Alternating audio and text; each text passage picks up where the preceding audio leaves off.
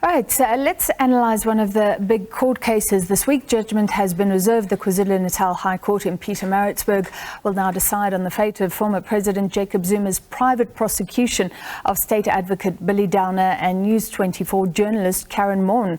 The former president has accused Downer of sanctioning the leaking of his confidential medical information to Maughan. He says this breached the National Prosecuting Authority Act. Now, Maughan and Downer themselves brought application to have the summonses that they've been served reviewed and set aside.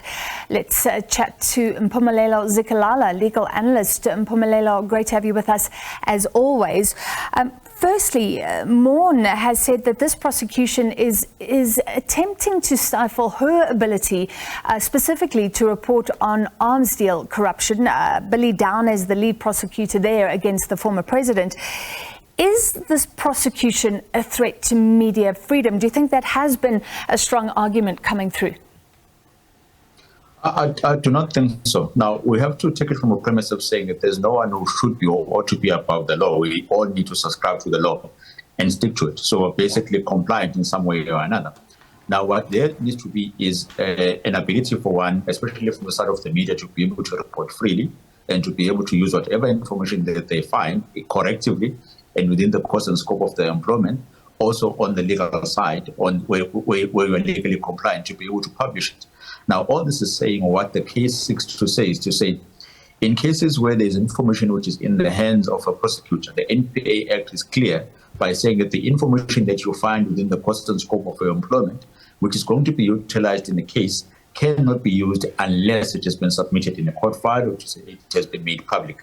As a prosecutor, you are not allowed to go and give information to members of the public or anyone when it pertains to cases which are what you are dealing with. Which is why, by the way, you have a spokesperson of the NPA who is there to answer all the media questions which are going to come from members of the media. Now, in instances where that has taken place, a proper investigation must take place. If there's a prima facie evidence that this particular law has been broken, then the person should be able to go to court and be able to exonerate themselves, which is why we have a criminal justice system that enables those type of prosecution to go by. And if the NPA refuses to prosecute, which is why you have a private prosecution facility or avenue that one can be able to explore. Now, to try to stifle that private prosecution by engaging in parallel processes is certainly something which I think the court will have to think about whether they want to pursue it or they are going to say the Criminal Procedure Act is well equipped to deal with those matters, go to the criminal court and state your matters there.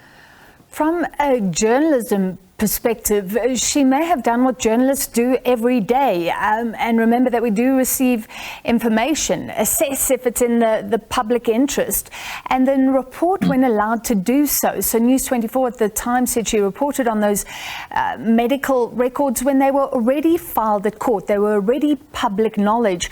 So it seemed to be about the timing of the publication. But Dale Mpofu is saying the mere disclosure of the information, the mere fact that she was given the information is the crime. Is that the crux of his argument?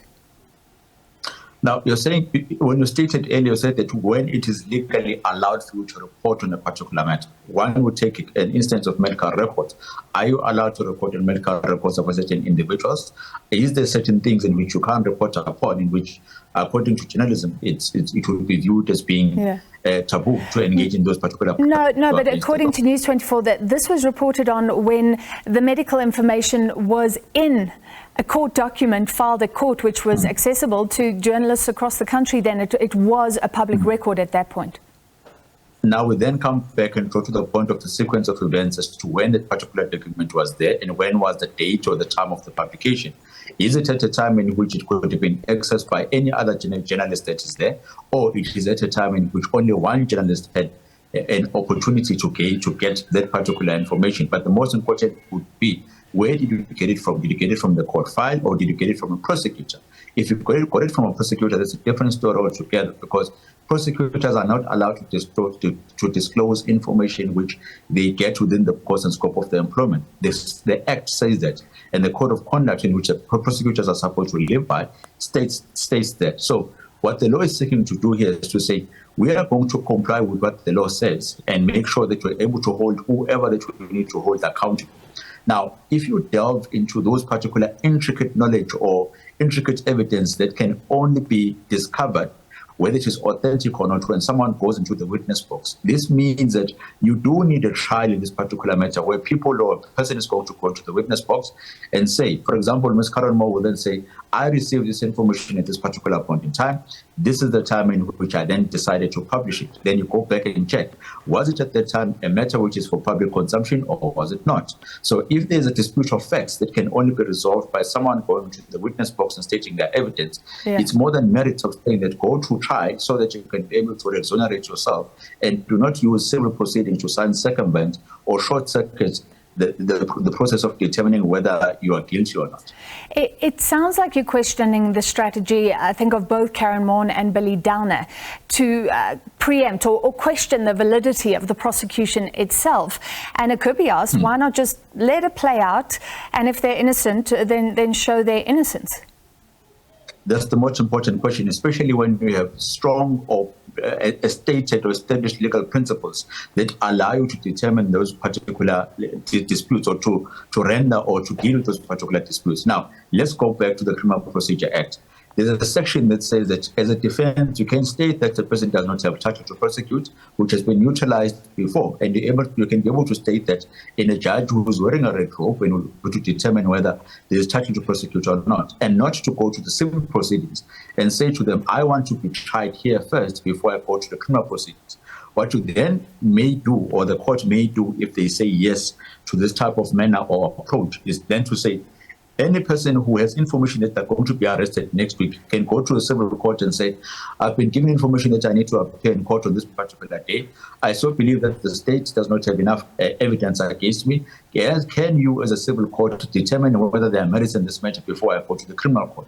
Now, that's creating a dual system in which it's going to cause various delays in justice and things that we cannot afford to have within our legal justice system. So to overcome that, our courts have been very clear before, and the laws are very clear in terms of saying, go to the appropriate forum that will take the appropriate decision and do the appropriate assessment based on the evidence which is against you. So if there is a court and the law that is able to deal with your innocence or guilt, allow the process to do so and do not use civil proceedings to stifle or to engage in activities which are going to cause endless delays. All right, the courts are already under pressure. Well, this is all about how the law is interpreted. According to one of the lawyers, Budlander, leaking information is not a crime. So let's wait and see what the court says. But thank you for that great explanation, as always, Mpumelelo Zikalala, legal analyst.